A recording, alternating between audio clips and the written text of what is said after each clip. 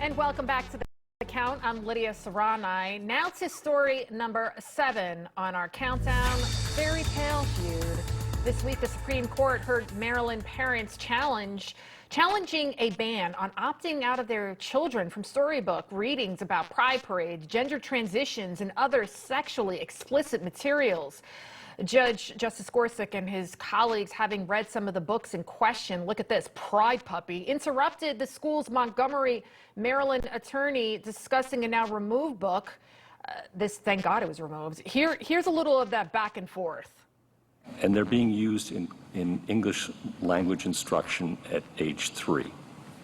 Some of them. So Pride Puppy was the book that was used for the pre-kindergarten curriculum. That's no longer in the curriculum. That's the one where they are supposed to look for the leather and things and bondage, things like that. It's not bondage. It's a woman in a leather. Sex worker, right? No.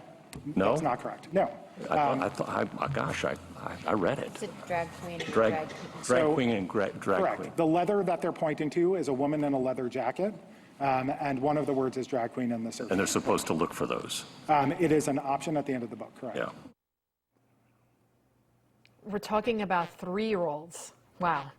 So the question remains, should parents have the right to opt their kids out of being indoctrinated by this woke ideology? Joining me now, Blaze contributor and former Democratic advisor, Will Pierce. Also with us, Republican strategist, Whitley Yates. Thank you both so much for joining us. Whitley, you hear one of the lines in that Pride Puppy book, find the bondage for 3-year-olds. This is pre-kindergarten. How can anyone defend something like this?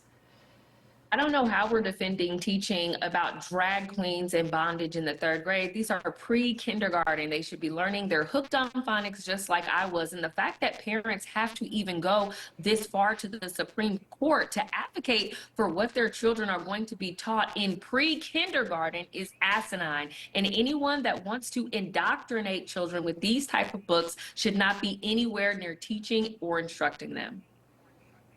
You know, Will, during the hearing, Justice Ketanji Brown Jackson, I think she might have said the quiet part out loud because she actually came out in favor of school choice. Take a listen. I guess I'm struggling to see how it burdens a parent's religious exercise if the school teaches something that the parent disagrees with. You have a choice. You don't have to send your kid to that school. You can put them in another situation. Uh-oh. What do you think about that, Will? I think it's the first time I actually agree with Justice Jackson. It's actually kind of funny because today, actually, Lydia, my wife and I, we actually went and brought our son to the library to get some books. He's 2 years old, and I saw books just like that in the state of Texas. I'm also very happy that we are in the state of Texas where Governor Abbott, he is pushing for school choice right now. And this is the thing. I want all of you in Texas right now, because we have elections like that, municipal elections, school board elections, they should get out and early vote to make sure we do not have drag queen story hour in our schools and everything like that. It's unacceptable when my son, who's 2 years old, when me and my wife were in the library, that book that you mentioned, I saw it in a Texas library today. I was actually chuckling to myself saying, we were laughing about that book. And it's upsetting how, we're going to be leading the nation in drag queen story hour, but when we're going to be leading leading the world in drag queen story hour, but we're not going to be leading the world when it comes to math, science, STEM. You never hear that from the left. You know, Justice Ketanji Brown, the fact that she's now saying, oh, well, school choice, just take your kid and put him in another school, because that's something that Democrats are so against. And it reminds me of the Champagne Socialists. That's what I like to call AOC and Bernie Sanders. Let's take a look at this video of Senator Bernie Sanders, Ocasio-Cortez. They used a private jet to travel within California for their Fight the Oligarchy tour. There are some reports they're spending hundreds of thousands of dollars, these climate warriors, Whitley, and yet here they are traveling by private jet. What was it, $221,000? They're sitting up in first class and they're fighting the oligarchy. This is hypocrisy to the umpteenth degree here. They're not fighting the oligarchy. They're frequent flyers for it. And the truth is they're racking up miles faster than they can tax our checks. And the hypocrisy of the Champagne Socialists never goes out of style. They just continue to get private jets. The people should be upset that they're talking about taxing the rich while being the rich, and their constituents are using Uber pool.